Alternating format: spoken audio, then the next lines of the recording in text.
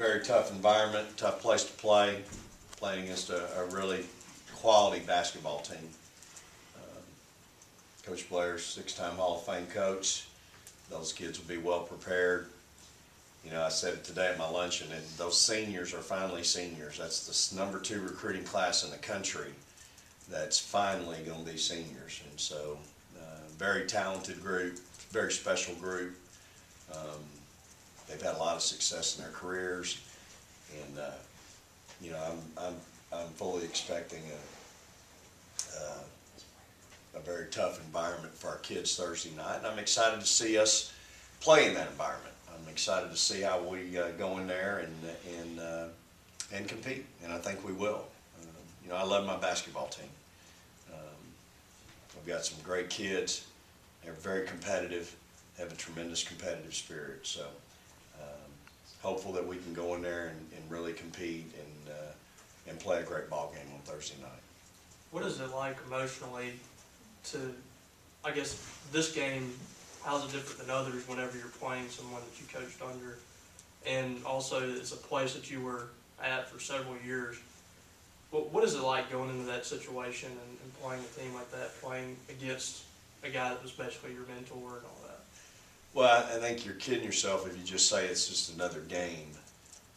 But I think you've got to get past all that, and you got to go in there and get in your foxhole with your team, and you got to realize, hey, we're here to compete and try to win a basketball game, and just kind of try to shut out all the other distractions, if you will, or the other pieces to the puzzle.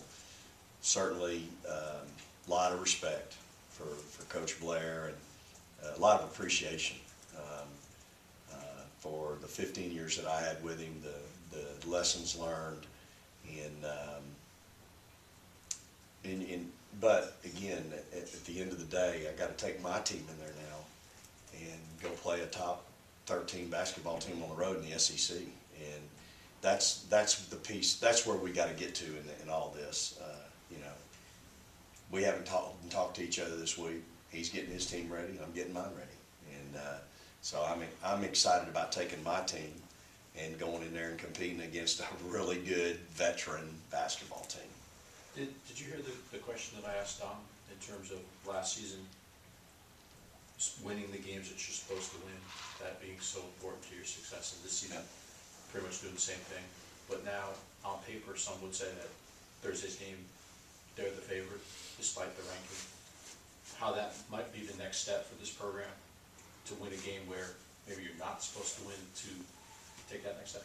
Sure. I mean, I have tremendous respect for that program and everything about that program, players, coaches, and so, again, those are some really good players. There's some McDonald's All-Americans on that team, and I'm very familiar with them, and they're hard to handle. You know, the two Courtneys are as good as any two-guard tandem in the country.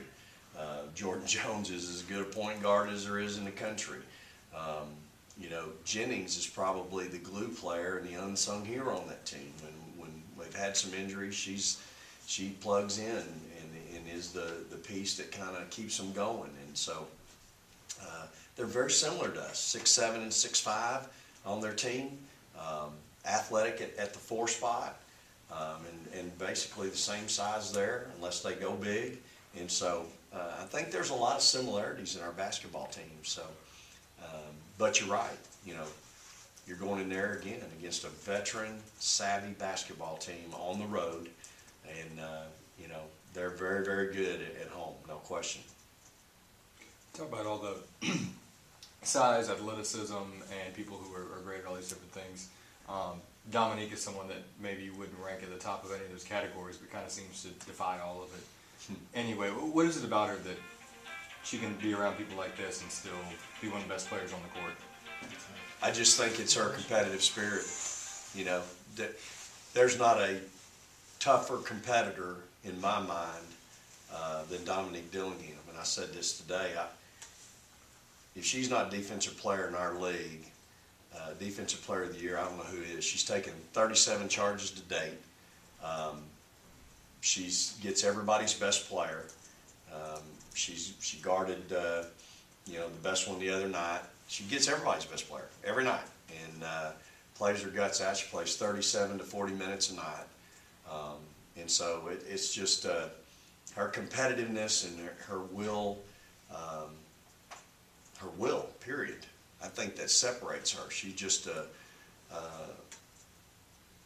tremendous kid, and she's successful in the classroom. She's successful on the basketball court, and her mother and father have done a tremendous job in raising her and establishing those values in her at an early age, and she's continued to embody those in college.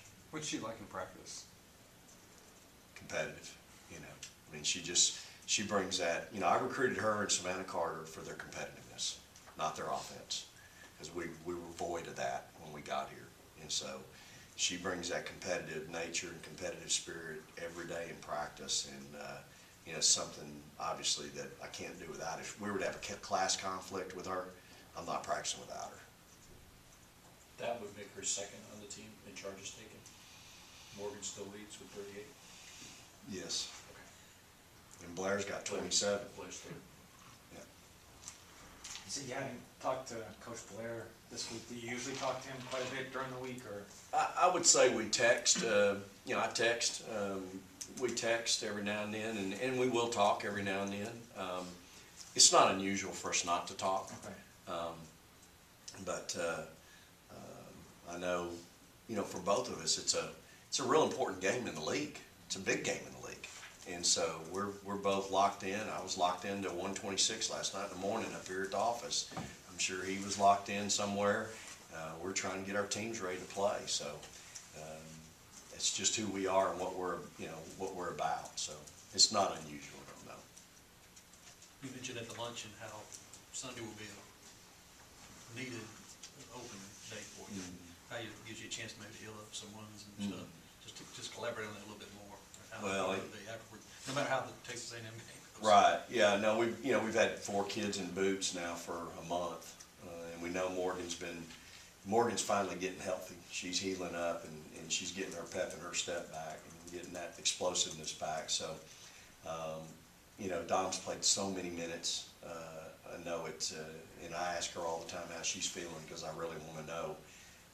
But just allow us to kind of rejuice and rejuvenate a little bit. The thing you were really worried about is your freshmen. Typically freshmen's high school careers are winding down right now. If they're not in the playoffs or making a deep run in the playoffs, their basketball season is fixing to be over. Every other year they've been playing basketball. Well, ours is just now going. We still got a month and a half, if we do our job. So those are the ones you really worry about hitting the wall. And for us, obviously, I got some freshmen that are playing some awfully big minutes for us. So my concern is for them as well. But my whole team, we've been in it to win it since basically December 30th when we played South Florida. We've been in the grind a bunch. We started on the road and not had an off day until February 14th. That's a long, hard grind. Both of the players talked about having the opportunity to host here, and hopefully that'll happen, and using that as motivation. How do you want to try to use that as the proverbial carrot to maybe help fight through that tiredness and that just grind of a season that it's been, and maybe that'll be the added spark that'll carry you through a game or two? Adam, I try not to talk about it. But I don't know if that's right or wrong. I just worry about the next game. I think the rest of it will take care of itself. All we can control is ourselves and the next opponent. I don't even know who we play after our open day. I have no idea. I just know A&M's on our schedule, and I got to try to beat A&M on Thursday night on the road. And I know about our open date because it's the only one I got all year. And so I've known that for a long time, and I've had to work and coach and plan knowing that it was going to be this long into the year. So I try, and I just think let's control each game that we play. The rest will take care of itself.